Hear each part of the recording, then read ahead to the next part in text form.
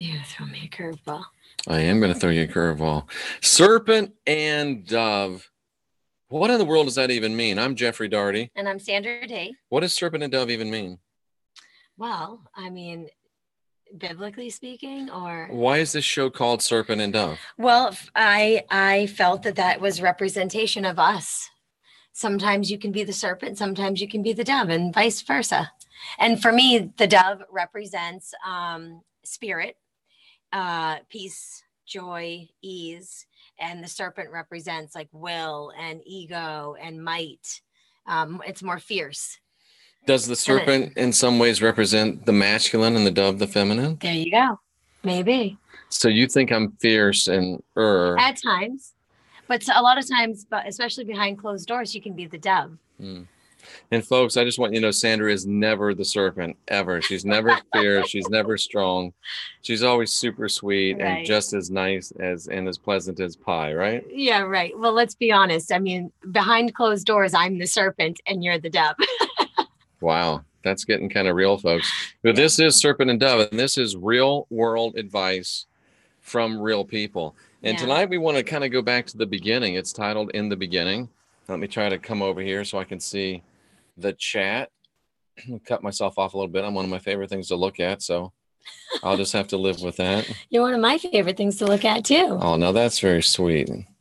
Isn't she sweet, ladies and gentlemen? So here we go. Serpent and Dove, and this is the end of September of 2018. This is the end of September of 2018. It's gone by fast. You know what? I've tried to be nice, but there's just some things that get you hidden on this channel, and that's one of them. Did you see that comment? It's toward the end. Doesn't matter. It doesn't matter. It's irrelevant. So September 2018. What was going on in September 2017, Sandra D. Angela? Well, interesting. That was the first time you and I had a face-to-face. It is. Wow, that was a year ago. A year ago. Oh my. A year ago. On FaceTime, because I had scheduled a spiritual session with you for a LIFETRACK analysis. How much interaction? For my temper, which we'll talk about later on. How much interaction had we had before that? Oh my gosh, none. I mean, maybe a comment or two in the chat room. And as a matter of fact, I believe only one, because I don't think I was actively involved in your chat room yet. So about 2 or 3 weeks prior to that session, or that, that actual live session where we went on FaceTime, you had done a show about palmistry and, that's right. And offering to give free palm readings for the first like 3 or 4 or 5 people that sent in the photos of their palm. And I had already been listening to you and subscribed to your channel for, I think, since like March or April of that year, last year. So what, about 6 months? And, I would listen to you heavily for a while, and then I'd go off and listen to other channels. And, it was one of those like roller coaster rides initially. Your truths are big to swallow. So sometimes you need to take a break.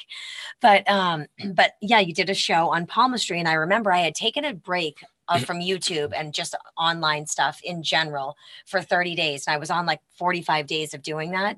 And then I decided, okay, I'm going to listen to a show. And your show was one of the first ones I listened to, the palmistry, and you were live. Well, thank you. So I took a picture of my hands and sent it in to you, and you gave me the reading. And you did a show about it, I think the next day, and I listened to it. And then you sent me an email about the reading. I almost forgot that you did that, and you were spot on. Really? Oh yeah. I mean, I still have that. I mean, we could look that show up and go over it. It's fun. Spot on. Excellent. Yeah. Excellent. So then you contacted me to do LIFETRACK analysis. I did. Yeah, because truthfully, and I'll be honest, I mean, that's what we're here to do, right? To be transparent. It wasn't a joke. I have a temper. I'm working heavily on that, and my rage, if you will. And it's not your rage. Well, the rage, rage. Exactly. So at that time last summer, I was going through a lot of stressful transitions, and I felt so rageful, like my temper was coming out left and right. And I knew deep down inside that it wasn't me, that I was not reacting in spiritual ways. I wasn't acting or reacting. I was reacting. There you go. I was reacting. And based on what you've explained life track analysis to be, I was drawn to it. I knew it could help me. Excellent. Yep. Excellent. So you were at a place where you weren't super all right. You were in, you were trying to work things out with the father of your child, and it was kind of weird. And it was weird. He was doing his best. You were doing your best, but it was just like, yeah, it was just weird. Weird, just weird. Yeah. And ladies and gentlemen, I've talked to both of them. I'm very good friends with Sandra's ex. In fact, he's one of my best friends. And of course, Sandra has an ongoing relationship with him. And we're going to talk about that extensively. And yeah, and they tell the same story. I mean, he's like, yeah, I don't even think you could call it a relationship, but they were both committed to trying to do what's best for their daughter. And they were trying to work it out. And it was just weird. And then, you started watching me. We did the palmistry. And here's a confession from me.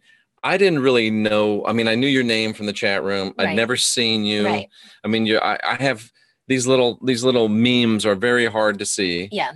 And I don't. Hi, Trisha. Yeah. Hi, Trisha. And everybody else. I hadn't cyber stalked you or anything like that. No. Because I was at that time, ladies and gentlemen, some of you have been watching for a while.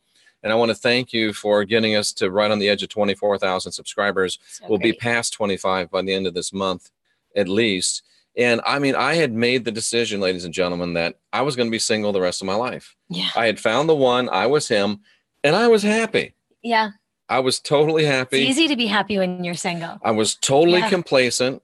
I was fat, but I was okay. I was fat, dumb, and happy. And all of that changed, and this sounds, kind of fairy tale, and this sounds kind of hocus pocus, but I was doing good, and boom, and all of a sudden it was FaceTime, wasn't it? It was FaceTime. And I was sitting on my Mac that's sitting over here. Yep. And I hit the dial, and as soon as she answered and her picture came up, I literally went, I gasped. Because, and I know it sounds silly and it sounds cliche, but I was like instantly in love with you.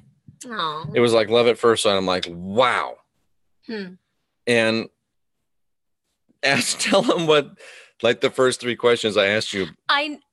Oh my goodness. I mean, I'm there thinking, okay, this person can help me with this temper of mine and help me to not react and get into a place of acting instead of reacting. And he's asking me, so tell me about your relationship. Are you in a relationship? And I'm thinking to myself, I'm like, where is this session going? So yeah, you asked me a couple questions about, am I single? Am I in a relationship? How long have I been in a relationship? Am I happy in that relationship? Yeah. I had to know, folks, because I had fallen for her right then and right there. And Catherine says Jeff's ego got in the way. That's why he didn't show you at first. How does she know? Yeah. But I found out right away that she was in a relationship. I didn't know that it was weird. I didn't know that it wasn't really a relationship, but I'm old school. And as soon as I found out she was in a relationship, I totally backed off. And of course, she wasn't budging an inch either, because, you know how guys are. And, I was very attracted to her. I threw out a couple of things just to see. And there was, no, you weren't having any part of it. You weren't having any part of, texting. There was no texting. There was no emailing. There was no communication. There was no communication whatsoever. Yeah. Other than the chat room, there wasn't any side communication. Now that came a little later. And I remembered being mad at God. Wow. I was mad at God. I'm like, I don't get this. First of all, you get me to the place where I'm happy to be with myself, where I'm content to be with myself, to where I think that there's never any possibility. I don't even want it. Then all of a sudden you throw this girl in my face, and then she's hooked up with somebody else. Yeah. I was very pissed. I was pissed at God. Yeah, I can see that. I was pissed at God. Frustrated, huh? No, I was pissed. I was straight up pissed, and I didn't like it. I was upset. And then I don't know how it happened, but it happened to where in December that I was going to do an event at Coral Castle. I do know how it happened, actually, because here's the one thing. Oh, the extravaganza of enlightenment. Yeah, well, even before that. So after that FaceTime session, you had sent me an email and said, I think that this is only going to take no more than 5 to 7 sessions. And also, have you ever been to Coral Castle? Because I've been thinking about going there, and it's in your area. So that was like kind of your subtle way. I know now. Shame on me. But I mean, truth be told, I was flattered because, I mean, you're handsome, you're smart, you know, all the content that you put out, we're like-minded. So I was flattered. I just certainly felt flattered, and I noticed the gesture. Did you feel like I was flirting with you? No, it didn't. It just felt like you were letting me know that. Letting you know what? Just that, okay, that there's an interest here, but I'm not going to cross any lines. Yeah. I mean, it's been 3 months. Wait, September, October. No, it's been 4 months. Yeah. I knew you were in a relationship then, but I'm not sure where you are now. Well, the email came after the LifeTrack analysis. You don't remember sending that initial one? Oh, so I did it right away. You did right away. So I was a dog. But yeah, but you really weren't. Like, it was more about like, okay, this is what I got from the session, as you do with all of your clients, as I do with everybody. And oh, by the way, I'm gonna do an event at Coral Castle. Exactly. So, and that was it. There was no other communication after that. But then I said, I'm going to go to Coral Castle. You said I can't go. Yeah, and that came a couple months later because then here's the thing. Also, I sent you an email right after the LifeTrack, but I didn't mention Coral Castle in that. You did. Oh, but see, the real truth is I mentioned Coral Castle. Yeah. And you said you weren't going to go, and so I didn't go. That's right, because I said, yeah, I don't think I'm not going to be able to make it. But, you know. Why did you say you're not going to be able to make it? I think it was a particular weekend. Oh, okay. You were going to go, and I was not going to be able to make it. We were going to be away or something. Gotcha. But the funny thing is we actually had our first fight, or first disagreement, like tension, a moment. When we weren't even together, because I don't remember this. You will, because I scheduled LifeTrack analysis with you repeatedly. And I scheduled another session with you, and you blew me off. And I mean, let me tell you, I mean, I got ready for this session. You know, I took time off of work, getting ready. So I'm not getting paid for this time I'm taking off of work. I'm scheduling a session with you. You don't show. And then you tell me, oh, okay, I totally forgot about it. All right, it's okay. So we schedule again. And then you had like something come up with Rex, and then we had to schedule again. And then by the 4th time this happened, I was like, really, dude? Like, this is so unprofessional. I was so mad at you. And I that's when I gave up scheduling LifeTrack analysis with you. You know, so that probably brought us to about the extravaganza, which was December. But what really was happening, folks, was that I was extremely attracted to this woman, and I could not work with her in integrity. And I lacked the requisite integrity to tell her that I was super attracted to her and couldn't work with her. Number one, because she was in a relationship, and I didn't feel like it'd be proper to say it. But you were very persistent. You wouldn't just go away. No. But I straight up could not work with her because I was way, way too attracted to her. And I knew she was in a relationship, and it would be improper. And I just couldn't do it. I understand that now. And when you made that clear to me, once we actually started a relationship, an intimate relationship, it made complete sense. But it's funny how we did kind of have or at least I got mad at you before we were even in like anything, before we were even an item, before we knew each other. Yeah. I was really disappointed. And you know, and then we reached the point of the extravaganza. But let's take some lessons from this. And this is all about supposed to be real world advice from real people. Yep. So if you meet somebody, and we'll talk to men and women. If you meet somebody and they're in a relationship, you have to act in integrity. Without a doubt. You have to act in integrity. And look, I know that you have more than one pair of shoes, and it's always fun to shop for new ones, right?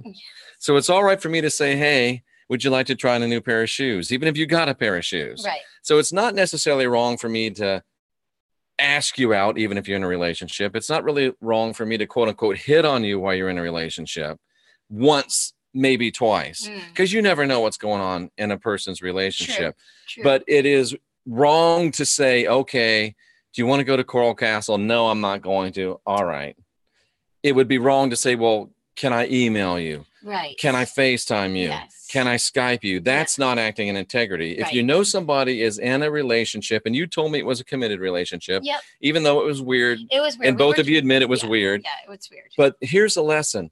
You can't be FaceTiming, emailing, Tindering, texting, all of this stuff with someone that's in a committed relationship with another person. Yeah, no, that's dishonest. That's not integrity. And if you start that way, you're starting on a shifting foundation, and it's never going to be worth anything. It's never going to be worth it. I fully believe that we would not be standing here today if you and I were texting and interacting behind Joe's back. No way. We wouldn't be here today. No. And let's face it. I mean, this is one of my favorite sayings. I'm not even sure if this is like a Sandra D quote or like where I got this from, where I heard this from, but nothing built on dishonesty can last. Never. It really can't. In some way, shape, or form, it's going to come crumbling down. Yeah. So you always have to act in integrity. Yeah, I feel like that's like the theme this week. Remember, I was telling you the other day, I was thinking about integrity a lot. Anyway, I think that's a theme this week. Absolutely. I think a lot of people need to hear about integrity. I'm sensing that as part of the energy. So that's a takeaway from this.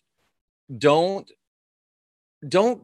cheat. It's just that simple. Don't cheat. And cheating, and let me just, this is my interpretation. I'm not saying I'm speaking for you, but in my mind, if you are in a committed relationship and I'm trying to contact you on social media and call you and stuff, that's cheating. That's cheating. You are cheating emotionally. You would have been cheating emotionally on Joe. And it's cheating just as much as if we'd have been necking behind the car. Absolutely. Sometimes worse. Absolutely.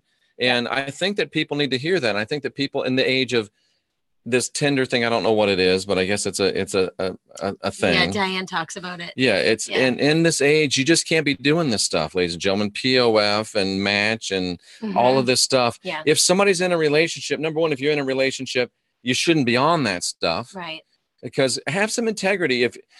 If you feel like you are in a relationship and you have to go on Match.com or any of these other things, it's over. Have the integrity to say to the person, look, I'm done. Cheating. In my opinion, that's cheating. That's cheating. That's like, don't be a cheater. What did you always say? Cheat, never beat. Yeah. That's your thing. Yeah. Cheaters never prosper. Yeah. And you are ultimately cheating yourself, and let's face it. I mean, twin flame, right? We'll get into that. And we will get into that, but I will say, just to preface that there was something clearly different about my feelings towards you and the connection that was developing. Starting when? Well, I mean, I think probably like September-ish. I didn't have the same experience that you did when we FaceTimed. Right. But I was already very curious because it felt different. Hold on, ladies and gentlemen. Sorry. She didn't fall in love with me at first sight. I need a moment. It's stop it. So I was saying, I was saying to myself, what is it about this? Why am I so drawn? Yes, I'm drawn to the information you're putting out, but it was something more than that. And it started to be revealed to me slowly, like layers of an onion, peeling back slowly, just over the course of months and months watching you. But it really didn't become apparent that may be like, is this somebody I'm supposed? It was like this strong feeling of I'm supposed to be with that person. And initially I thought I'm supposed to work with this person because I'm in a relationship, right? With my daughter's father. So I'm not thinking, oh, I'm supposed to be intimate with this person. I'm thinking there's something here, and being intuitive and empath, I don't ignore those feelings. So, and it was such a strong pull. So I automatically assumed initially, oh, I'm meant to work with this person. So when you and I started doing the life track, I thought, oh, this is what you're trying to tell me. This is what you're trying to say, universe. I'm supposed to, and then those appointments kept falling through. So I'm like, okay, I was wrong. It's not supposed to look like that. What is it supposed to look like? There's something here. Right. So what would have happened if I had said to you, after that first time, when you called back to make another appointment, what would have happened if I would have said to you, Sandra, I can't work with you. I'm far too attracted to you to work with you. What would have happened? I would have highly respected you. You would have? Yep.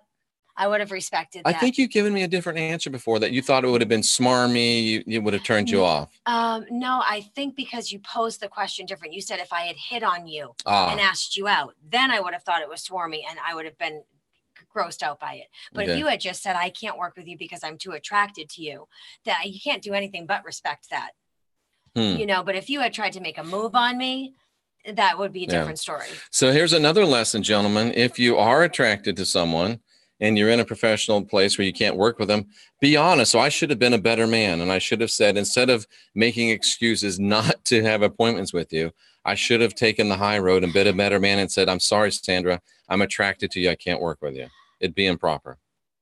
Well, I mean, honestly, baby, I don't know if I'd say it like that. I mean, you did what you thought was best at the time. So better man, worse man, I throw that out altogether. But it would have been better if I'd have just said, I'm attracted to you. I can't work with you. Who knows? I mean, then we would change the whole timeline.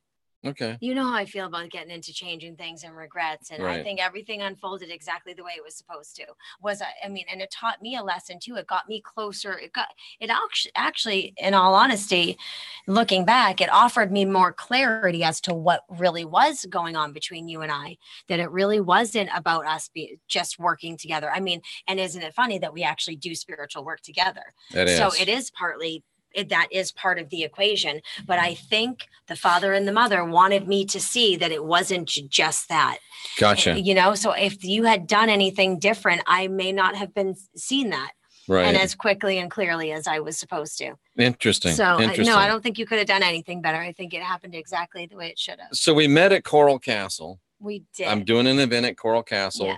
You came, you brought Sophia with you. And I felt some instant attraction again. What did you feel? Well, I've got to back it up for one step. That you had the extravaganza. Oh, we had the extravaganza of enlightenment. Important because that's when I really knew, like, okay, there's something here. I want to see this person. I need to meet him in person. I need to see if there's something there. So when you had the extravaganza, not only was I interested in the content of what was going on in all the speakers. If you remember the extravaganza of enlightenment, it was last December 17th, I believe. No, it was earlier in the month of December. It was December 10th, I believe. The 10th. Yep. Rex Bear came down. Heidi Vandenberg came down.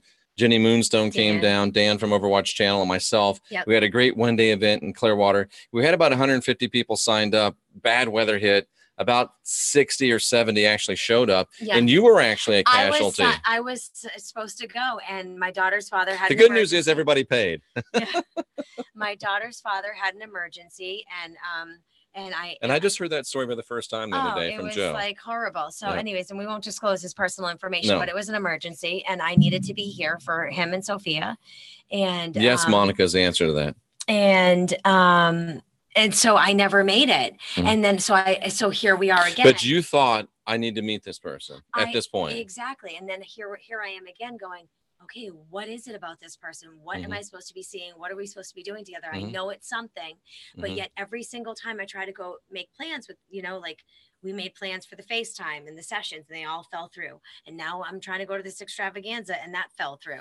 And so I remember being very disappointed that you weren't coming. I was so disappointed. And that's when I knew something was real. There was something there. Did I indicate to you that I was disappointed that you weren't coming? I picked up on it through your tone, through the email. Because I had emailed you and said, oh, I'm not going to make it after all, because I had offered to help you set up and all of that stuff. So I didn't want you to be like, okay, where is she? And have nobody helping you. Right. So I had to let you know I wasn't going to be there. And you were like, oh, that's really too bad. And I could feel it in the message. But it's like you were going to come, then you weren't, then you were again. Yeah. And then you were like, awesome, you're coming. And then it was like, oh, and then I could almost sense that you had given up on the, I'm coming. No, I'm not. I'm coming. No, I was kind of over. I'm like, okay, whatever. You were over it. So, and then we meet 7 days later. We finally meet at Coral Castle. And I'll tell you, something almost stopped me from that day too. And I told you, never, ever do I have a problem using my GPS. And it would not get me there. It would not get me there. We're in South Florida. It would, for like 20 minutes, I'm struggling. And I said, nothing's stopping me from going to this event, to this day. And I'm just going to get on the highway and I'm going to keep driving and it's going to kick in. Now your weird relationship, whatever you were doing, was almost over, but you were still in it. Yeah. I mean, yes, I was. Yeah. So when we met at Coral Castle, even though I was very attracted to you, there was no kissing, there was no hugging, there wasn't any of that. We toured Coral Castle. I hugged Sophia. I asked Sophia if I could give her a hug, and we might have had a church hug. Yeah, we church hugged. That's perfect. We church hugged. We church hugged. But I was very, very attracted to you. Still very attracted to you. And I gotta tell you, to this day, I did not feel that. So you were that much of a gentleman. I did not feel that. And I'm pretty good at picking up on stuff, so yep. So you were a gentleman, but it was after that. Now here's where I'll tell on myself, because after we were at Coral Castle and I was attracted to her, and for some reason I felt like there might have been a little something coming from you too. I finally, for the first time, remember we met in September, and it was December 20th or something, before Christmas. I sent her a text message that said, "Hey, listen, I know you're in a relationship. I'm not trying to blow it up, but if anything ever changes, you know where to find me." Yep, that's it. And I loved that you sent that. So I knew that there was something there. And like I said, there were, we were on the last leg of trying to make we're on the last leg of you and Joe. Yeah, me and Joe, just to see if things were going to work out for the betterment, we thought, of our child. But really, let's face it. I mean, the child's happy if the parents are happy. So, right. I think as parents, you think you have to make it work because the child just wants the parents to be happy. Right. So anyway, wow, what did you think when you got that text message from me? Well, I was giddy. Okay. Yeah. Yeah, I mean, for sure. I felt the same way. Now, were there text messages that followed that one? No. Was there phone calls that followed nothing.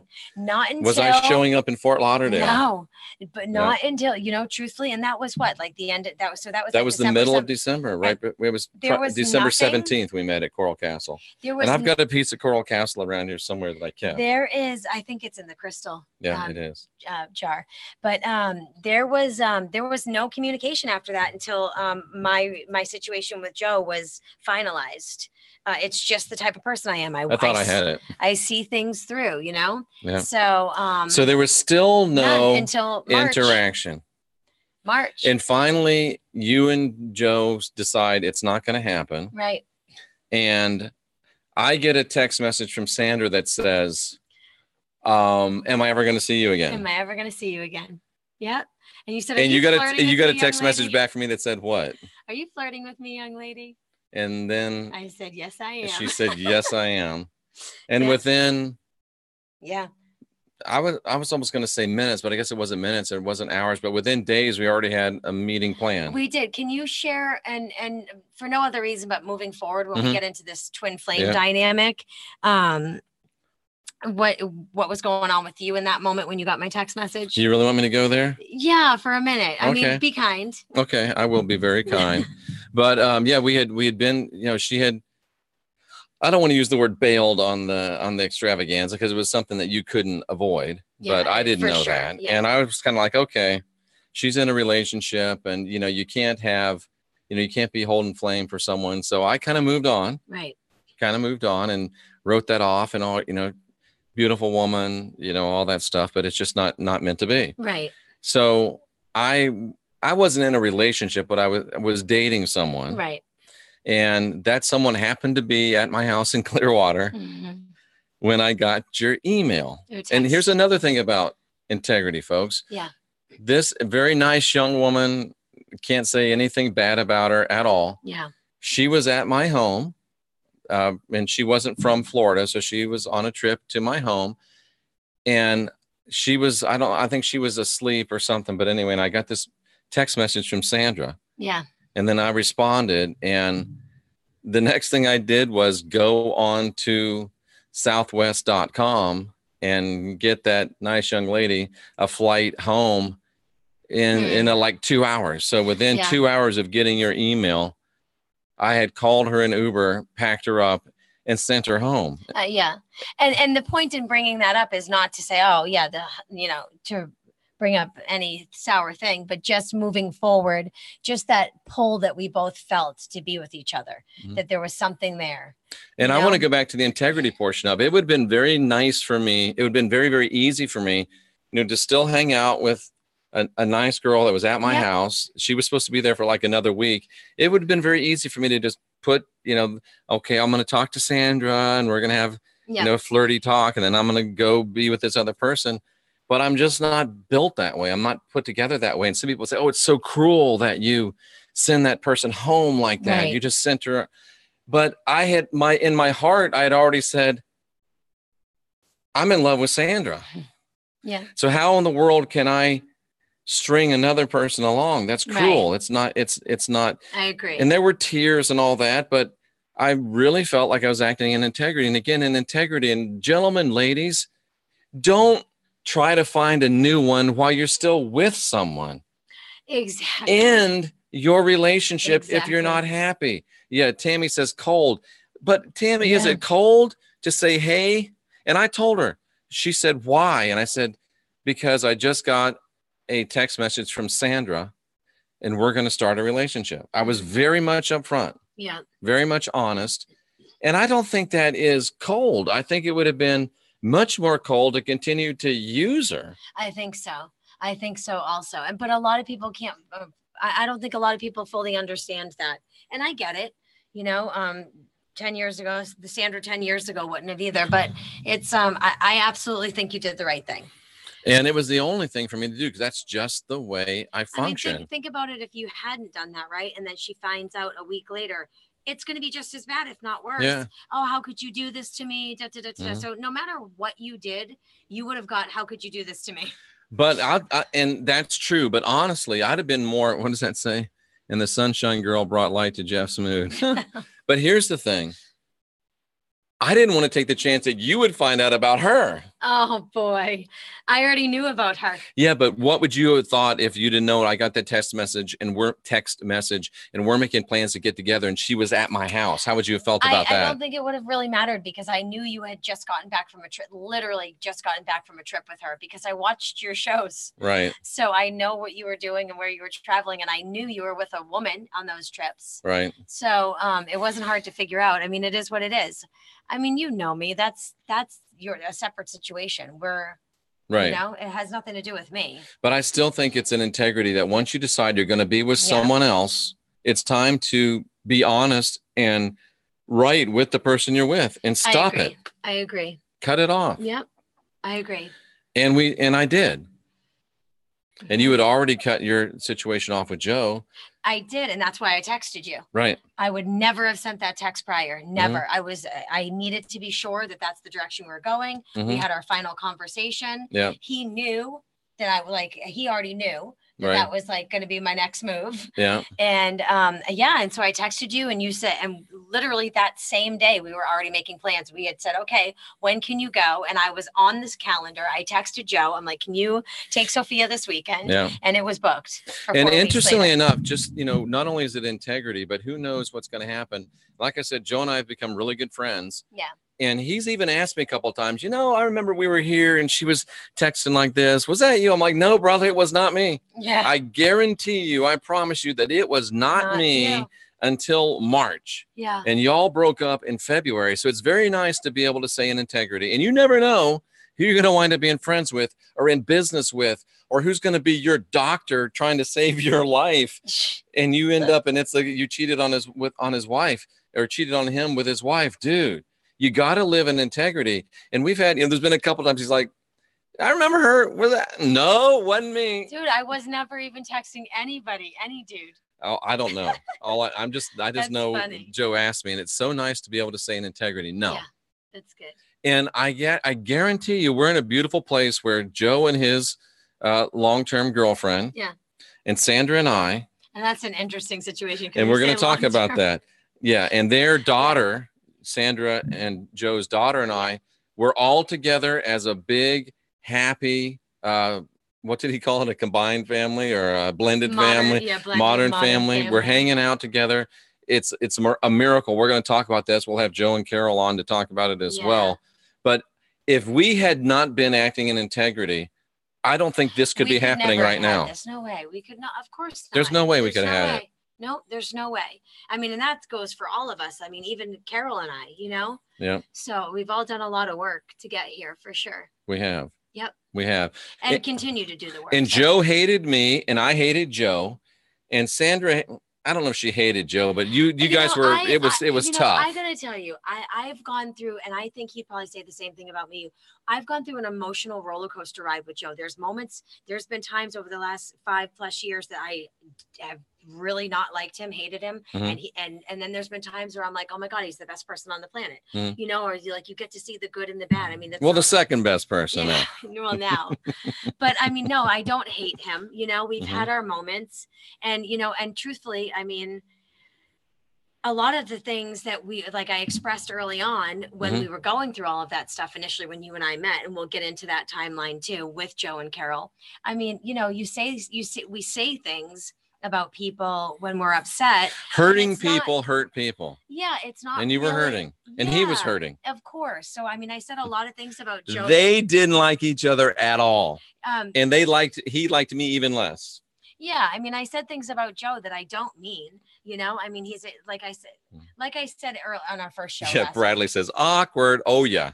Like I said on our first show last week, right? On the relaunch of Serpent and Dove. I mean, at the end of the day, if I'm going to offer myself a certain amount of grace, and I've seen changes in myself, and you know, I offer you that, and I see you change all the time.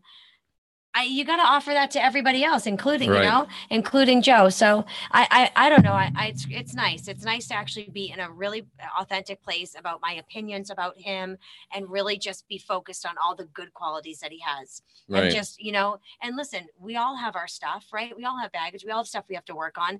But it's interesting coming from a place of spirituality and, okay, what we focus on grows. I mean, look at our life earlier this summer. We were focused on all the bad stuff, and what was growing? All the bad stuff. All the bad stuff. You know, and the minute we stopped that nonsense and called favor, and we started putting our perception on the positive stuff, what started growing? Yep. You know, so that's where I keep it. It doesn't mean that I don't still have my stuff that I need to work on, or that he doesn't. It just means that's not for me to deal with. That's for him to look at. And I'm choosing to focus on the good stuff about him. Right. You know, and folks, let's face it, you know, a lot of us in this world today are in situations where we have to blend families. There's a lot of divorce. Yeah. There's a lot of kids involved. And I'm telling you, it could not have been any uglier. Yeah. Yeah. Than it was between the four of us. Yeah. The only thing that was lacking was me and Joe getting in fistfights with each other. That's the only thing lacking. The only thing lacking. It was really that bad. And we can't even tell you all that was going on, but it was horrific. Yeah. And now it can't be any better. It literally can't be any better. It's so great. It is.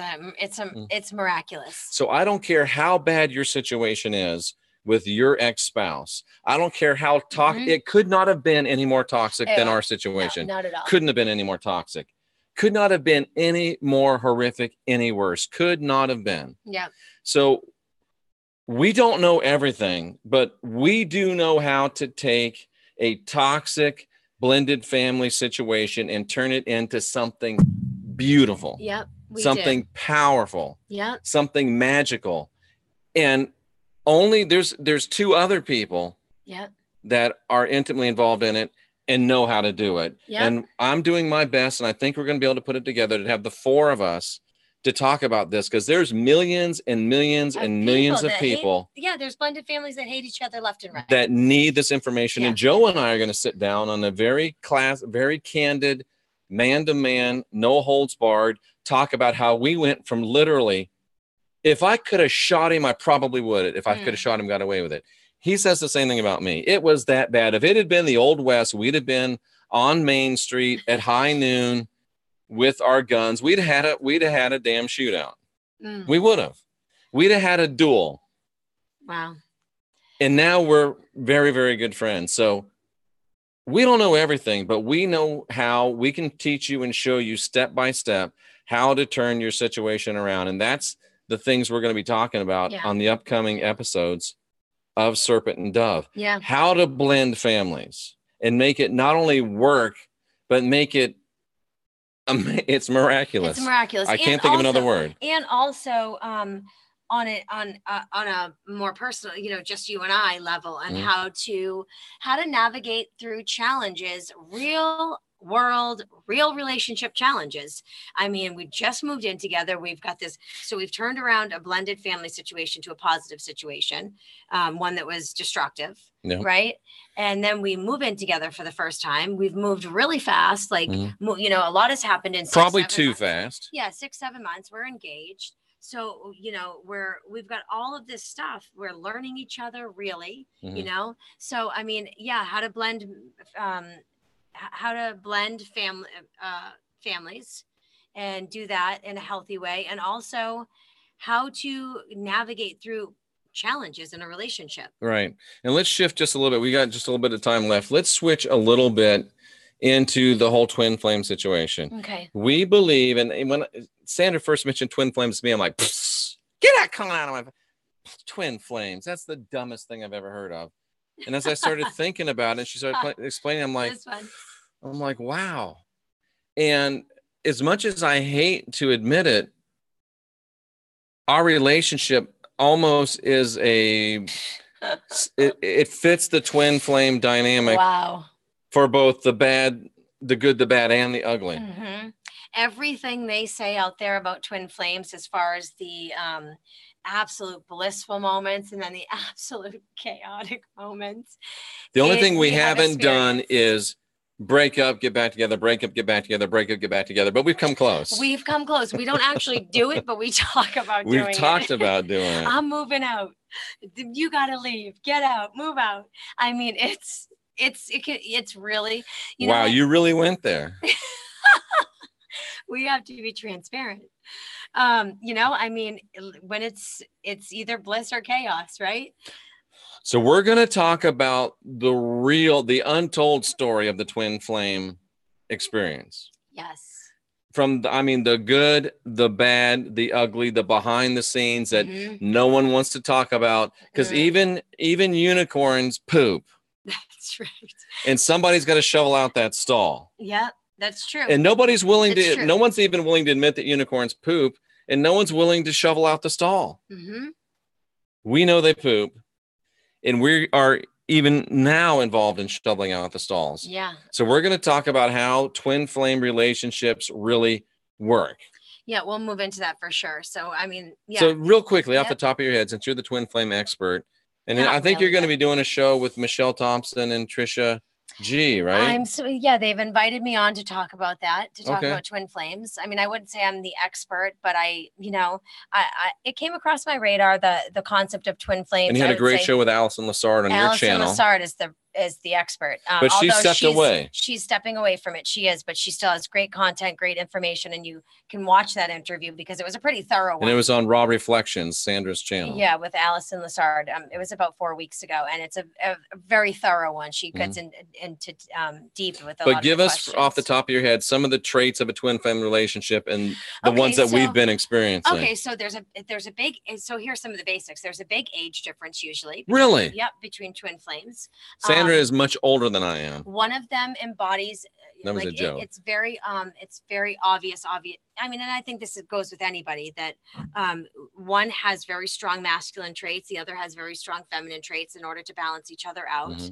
But by the way, I'm 14 years older than you, just for those keeping track at home. And a lot of times they actually are. It's not easy for them to get together geographically. Well, we were 250 miles apart. Yep. There's challenges with moving. Usually, if they do end up in physical union, there's challenges in getting to that place. I moved, sold everything. Yep, for sure. Still haven't sold my trailer, but that's an interesting story as well. They have a phase that's called like the runner chaser phase. So one of the stages of the relationship supposedly is that, where I would say is mirrors what we've been going through since we've lived together, because you trigger the wounds in me and I trigger your wounds. So I want to run from you, and you want to run from me when those wounds are exposed, when I expose those wounds, or vice versa. Right. So that's part of twin flame, right? Bringing someone into your life part of it that tweaks the stuff remaining in you that has to be fixed. Huge part of it, according to what we have found. But wait a second now.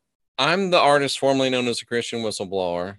I've got a YouTube channel with over 25,000 almost subscribers, over 100,000 followers on Twitter, over 100,000 hours of Bible study, 37 years of spiritual work, and you're telling me that I still have things inside me that need to be worked on?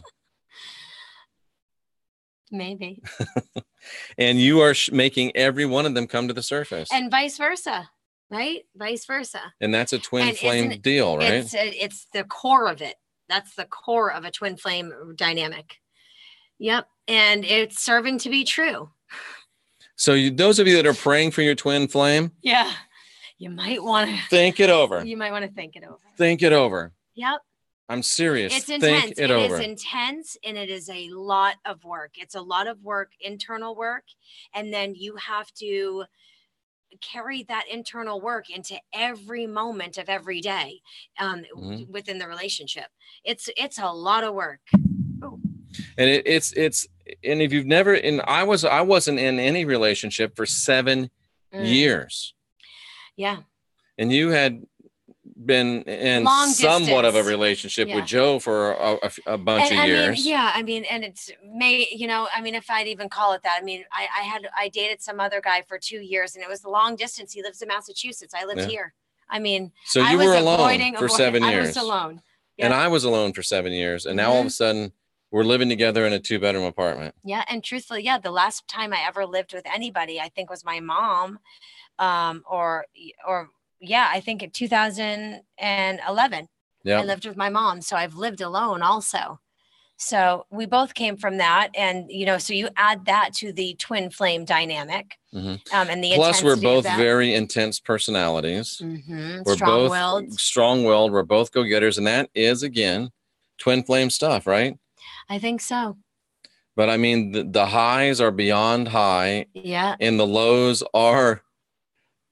They're ugly. They're ugly. They're ugly. They are. They feel horrible. They do. I'd love to get myself to a place where I'm like, I can remember, okay, this feels really awful, but it's a blessing. There's some growth here, right. But I'm just, it's hard. And just to be real, real honest and transparent, I think that you said something the other day that really made sense to me, because I am so intense and I so live in the moment that I think the moment I'm in is everything. And if we get into a bad place, it's like, this is a bad place and the world's about to end. Yeah. Yeah. But you said that Sophia, who's 5 years old, has taught you that it's just from one moment to the next. She can be, and Sophia is one of the sweetest girls I've ever met. I do have 2 daughters of my own and 3 granddaughters of my own. So Sophia is, right, definitely number 6, but she's challenging. Yeah. We're going to love them all the same and stuff. Yeah.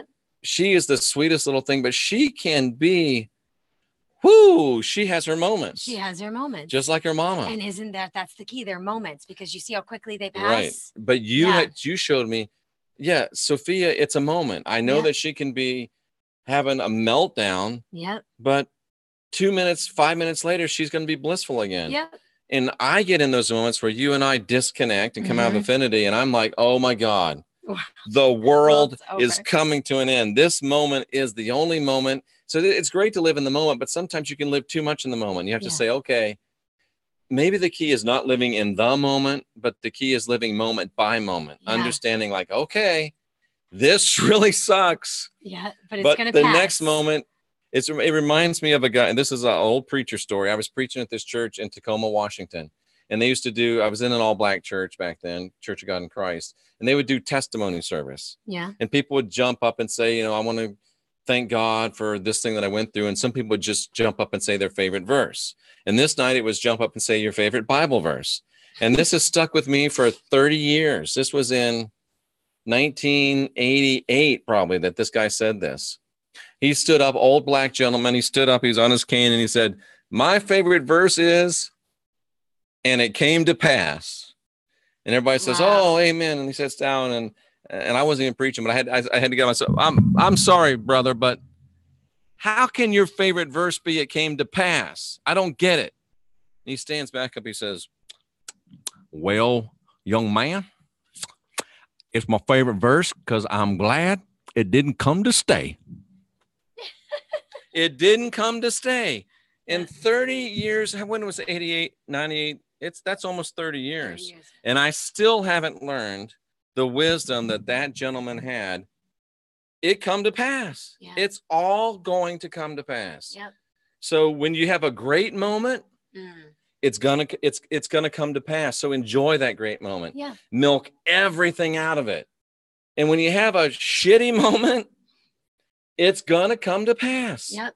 It hasn't come to stay. No. It's come to pass. So just let that shit go. And, as they say. And I'm preaching to me. I'm not preaching to the choir. I'm preaching to the preacher. Yeah. And as they say, it's come to show us something, right? Somebody said earlier in the chat. So Sandra doesn't let it build up. So someone said earlier in the chat, and I don't remember who it was, but like, what's the difference between a soulmate and a twin flame? So my intuitive answer to that would be, a soulmate is there to teach you certain things, just like every relationship is, you know, even the ones with our children and our parents. But the difference is, I think, the level, how deep the lesson is. I think I sense that the soulmate teaches you more surface lessons. And then once you learn those, you've graduated, and you then reach a point where you're destined or fated, if you will, to meet your twin flame. But you know, and having said that, keep in mind that, you know, I believe in reincarnation. I believe that we've done this before, and that some of us will come back and do it again in this realm or other realms, right? And that can be realms below us or above us, depending on what we do here in this time and space. So it doesn't necessarily mean that if you have a soulmate here, I think you have to live out your lessons before you can graduate to a twin flame relationship. Mm-hmm. And it's not necessarily going to happen in this lifetime for some people. For a lot of people, I really do believe that a twin flame dynamic is really rare. I do think it's rare. I think that we all do have a twin flame, but whether or not it's destined to happen in this incarnation, I think it's rare.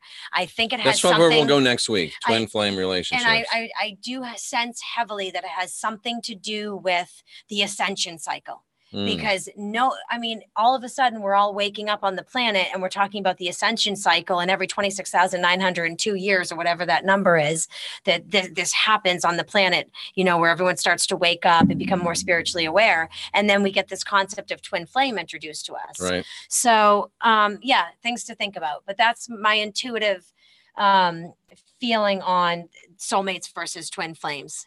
Absolutely. Absolutely. And I really think that I need to get one of your note cards out, and I need to write on it, and it came to pass, and I need to put that up. And it came to pass.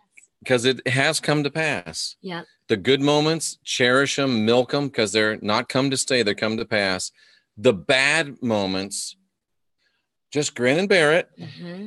Because they didn't come to stay either. They come to pass. And wouldn't it be great to get ourselves to a place in general where we don't have to say it's good or bad, and we can just say it just is? And I mean, there's heavy lessons around acceptance in that, and really, bottom line, faith. I mean, if you have faith and you in the Father and the Mother, and that you're being divinely guided, then that should carry through every moment, even the ones we consider to be bad. And I'm not there fully, no way, but I'm practicing. You know, I try to practice that when we get into a tense place where it's like, okay, this is, you know, this is happening for a reason. This isn't bad. You know, all that self-talk. Absolutely. And it's a learning process. It is a learning process. And more importantly, it's growing. I mean, it's stretching, it's pulling, we're growing. So now I know there's way too many people that have asked way too many questions, but I'm going to try to get in here, and it doesn't go all the way back to the back. Let's just see if we've seen anything. Don't compare yourself with shoes. Well, that was, that was just a stupid old pickup line I used to use. So that's where that came from. If you end up being with them, the trust is already broken. And dude, let's face it, if you're with somebody that's willing to cheat on somebody to be with you, then you've automatically going to think, oh, well, what are they going to do to me? Well, they will. I mean, if they cheated on somebody to be with you, the chances are good they're going to cheat on you to be with somebody else. Of course, because it's a behavioral pattern that hasn't been healed and fixed. Yeah. Oh, as Tracy just said, if they cheated on the last person, they can just as easily cheat on you. Mm-hmm. I've always been big on integrity. Unfortunately, as per Jeff's assessment a while ago, I'm still 2/3 broken from my life, so it doesn't matter because I have nothing together and nothing. I don't know about that. But our minds that we connect people, I don't know what's going on. Much better to be open and honest about your affection with all relationships, probably. Yeah. My ex-husband, that's great. You don't want to see that. Yeah. Thank you for saying we're cute. Don't get to see you together very often, but sending you love from Oregon. Thank you, Rick. We're in South Florida, Renee. Yeah. It's just all a meat suit, right? Thank you so much for that. Thank you. B, I can't see your name, but thank you very, very much. Let's see. If you see something, feel good, feel free to shout it out, Sandra. Yeah, I'm looking. You're lucky to have found each other, Amanda B. from Down Under. We are. Thank you. A lot of us can only dream of this. Like that, well, you can dream about it and you can have nightmares about it. Yeah. Be careful what you ask for. It's very true. Yeah. And I mean, but having said that, we were not trying to manifest a twin flame relationship. I was introduced to the concept in 2015, and I read a little bit about it. I probably studied it, if you will, for like maybe 2-3 months off and on. And then I never touched the subject again. At that time, and I was sharing this with you the other day, at that time, I recognized that, okay, I remember asking,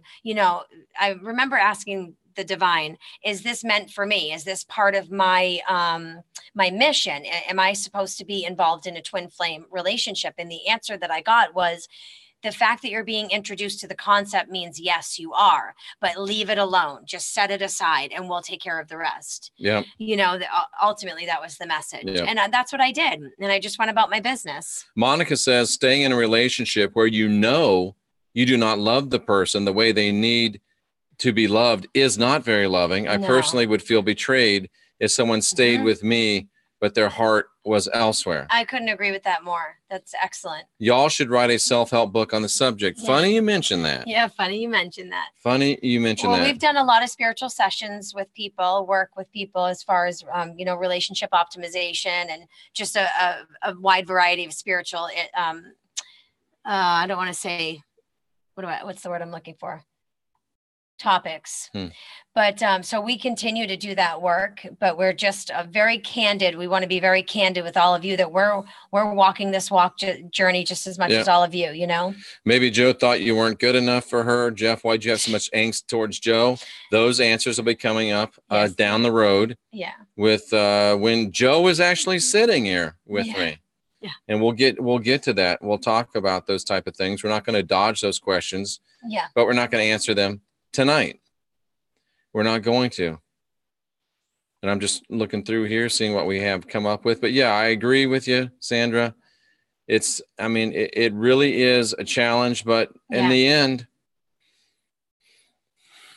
there's no I can't think of anything that's really good that is ever easy. And here's the real raw truth. There's no doubt that we don't love each other. We love each other. That's obvious. And I think it's just sometimes the wounds or the triggers that I trigger in you or vice versa, they just feel so big and bigger than us at times. They do. And that's really what causes all the chaos. And I think they feel bigger because even when mine come out, it's like, oh gosh, this is bigger than me. So, and I want to project that outward, but there's no short of love in the relationship. That's for sure. And that's the thing. Or willingness to want to grow and develop together. Right. So I think, that's really what keeps us here and keeps us going. Anything good? Yeah, all of it's good. It's just too much to read. Powerful stuff. Yeah. So next week, maybe we'll talk more about the dynamics of a twin flame relationship. Yeah, I think so. And talk about it real world. Yeah, for sure. Share some things that have gone on since we've lived together and just the challenges of actually living together. That's another thing. We've moved mountains in such a short amount of time, and we've moved really fast, and a lot of great stuff is on the table, and a lot of challenges are on the table. Yeah. But just some of the actual practical steps that we're taking to heal our wounds. I think it's going to be important to share that, and back up what we're actually, action steps, right. Sharing the actions that we're taking. We're not just saying, oh, we have these issues within myself, or he has, some things he has to heal within himself, and we trigger that in each other. And this is what we accept about the relationship. We don't accept the chaos. We are working through the chaos, and we're actually taking steps to work through that. So I think it's important to share what those steps look like. We are. And I've said something over the past few months on my show, and it sounds very high-minded and it sounds very spiritual, but the saying of it and the living of it are very, very different. And I have had a recent revelation that whatever Sandra's issues are, they're Sandra's issues. Mm. Whatever Jeff's issues are, Yep. they're Jeff's issues. And somebody within the relationship has to say, and I've always, you've heard me say this if you've been listening to me any length of time, the definition of real love is wanting the best for the other person, regardless of how it affects you. And I'm not talking about within a abusive relationship. I'm not talking about within a physically or emotionally abusive relationship. I'm talking within a healthy relationship, a relationship that is not characterized by abuse. But I have been preaching this for years, probably. And now it's time to put up or shut up. Yeah. Am I a man of my word, or am I just yap, yak? So am I really prepared to love you and define that by wanting the very best for you, regardless of what happens to me? And if I am, and I trust you that you're really in love with me, how could this be anything but what we think it is? Exactly. So that's my challenge to you, ladies and gentlemen. That's my last word on the subject. What do you have to say? I think that's a great way to end this.